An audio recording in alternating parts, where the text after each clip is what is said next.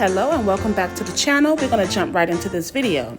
So first we need to get our noodles boiled, and I typically don't add oil to my noodles, but today I'm going to because I've always had problems with fettuccine noodles sticking together, and I don't want that. I find that when I add oil and salt to the water, that problem goes away.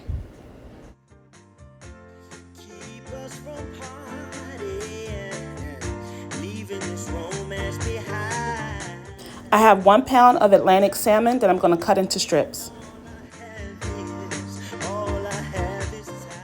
I asked the fishmonger at the grocery store to remove the skin off the back of the salmon, and the size I'm going for is pretty much like a fish stick or a chicken tender.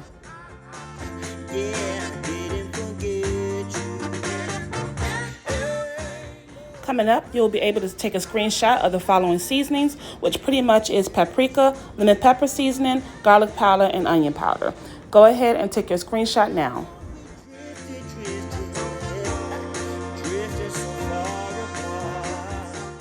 The paprika that we're going to use in this seasoning mix is really what's going to help to get this fish to a blackened color. Now, the color is not going to be black, but it's going to be a rich, dark red, almost brown color once we're done preparing the fish.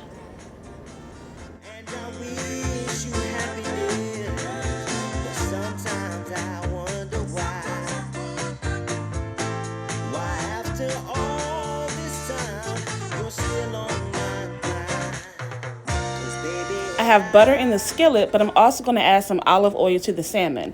This mixture will cause the butter to not burn, and if you want to use just olive oil, that will be fine. But I like the taste of the butter mixed with the olive oil.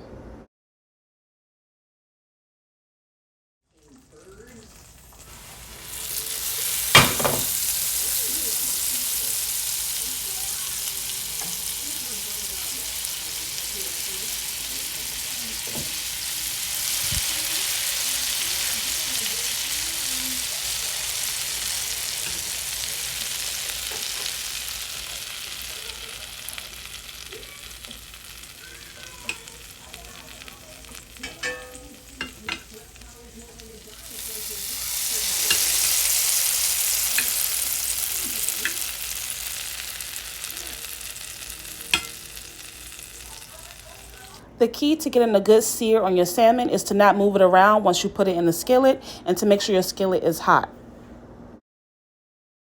After I'm done spooning over some of the butter on top of the salmon, I'm going to cover it with some foil to trap in the moisture. I'm also turning off the stove top at this time, but I'll leave the skillet on the burner. With my clean tongs, I'm going to go ahead and remove the salmon from the skillet. About 7 minutes has passed since the salmon has rested on the stove top while it was off. Now, I'm removing the salmon because I need to make the Tuscan Alfredo sauce in the same skillet. Now, get a good look at the salmon. You see how that color is nice and rich and dark, almost dark reddish, brownish color, okay? That's from the paprika.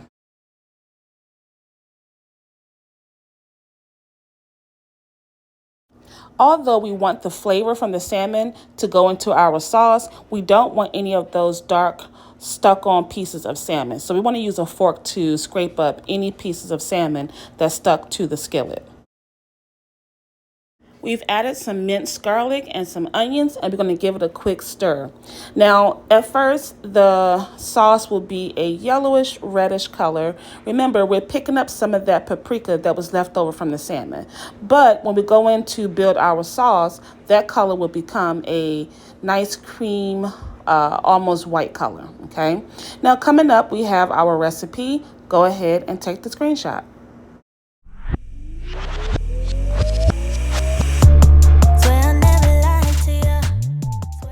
Let's go ahead and add some chicken base to our onions and garlic. Now, typically, when we're making a cheese sauce of any kind, I would recommend using like a thickener, like a flour or some cornstarch, but not today. This Alfredo sauce is going to be nice and loose and pourable, okay? So we're going to start off by using some heavy whipping cream. And if you missed it, I added some black pepper just before this clip. But we're going to use about 2 cups. This is a large portion that I'm making today, so we need about 2 cups of that heavy whipping cream. Give it a good stir. Remember that red color you see or orange color is due to the paprika, but that's soon to go away. I'm using some Parmesan cheese. Use as much or as little as you want. And I'm going to also use an Italian cheese blend of Parmesan, Romano, and Asiago cheeses.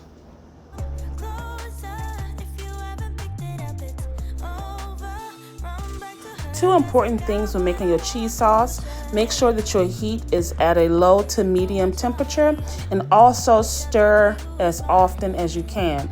If you do not, you'll have a brown burnt film on the bottom of your skillet, so make sure you're stirring frequently.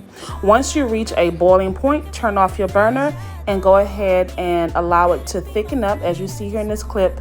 And remember, we didn't add any thickener to this sauce. So this thickening that you see is has naturally occurred just based on the cheese and everything settling. You can stop right here if you just want a plain basic Alfredo sauce, but in order to make this that Tuscan type of Alfredo sauce, we're adding some fresh spinach that I've chopped. I'm also going to add some sun-dried tomatoes. Now, one thing to keep in mind with sun-dried tomatoes is the fact that they're pretty tart and they're a little bit gummy. So I cut mine down, or chopped them down rather, into like small pieces.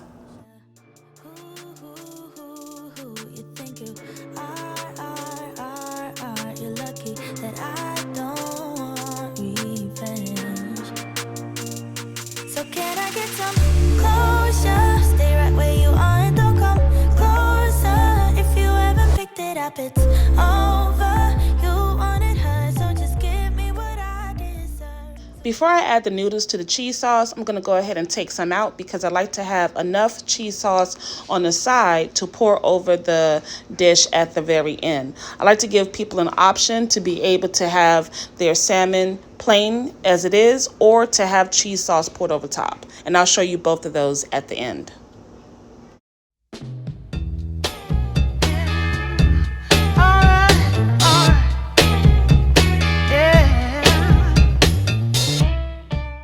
I waited to taste the entire dish at this point because we added salt to the pasta water in the beginning, and after I tasted it, it needed just a little bit more flavor. So I added some of the chicken bouillon seasoning, some more black pepper, and I sprinkled just a little more cheese on top.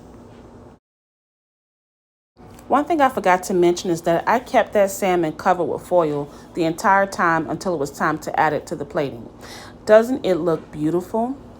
Now, you can stop here if you don't want to have any more sauce drizzled over top of the salmon, but I like my food pretty saucy. And in fact, I'll give you a little bonus clip later on to show you just how dressed up I like my Alfredo.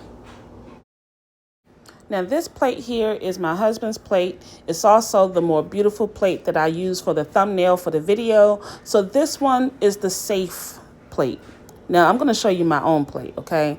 My plate is rough. I've added hot sauce, peppers, more onions on top. I've added in some more cheese, more sauce, more tomatoes. I love a really creamy, cheesy pasta sauce, no matter what type of pasta it is.